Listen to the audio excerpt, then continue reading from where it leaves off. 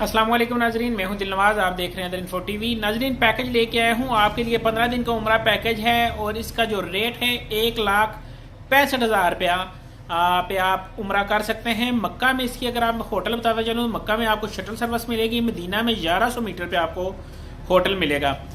नाजरीन, ये जो वैलिड पैकेज है हमारा 5 नवंबर तक है। 5 नवंबर तक बुकिंग करवा के आप इस पैकेज का हिस्सा बन सकते हैं और ये पंजाब के किसी भी एयरपोर्ट से, लाहौर एयरपोर्ट, फैसलाबाद से, इस्लामाबाद से, मुल्तान से, पेशावर से, किसी भी एयरपोर्ट से ये आप सर्विस ले सकते हैं। नाजरीन, इसकी बुकिंग का तरीका आप हमारा इस्लामाबाद ऑफिस या कलर सईदा ऑफिस विजिट कर लें, नहीं तो नीचे दिए हुए व्हाट्सएप नंबर पे आप रब्ता करके अपने डॉक्यूमेंट सेंड करके अमाउंट अकाउंट ट्रांसफर करके ये पैकेज अवेल कर सकते हैं।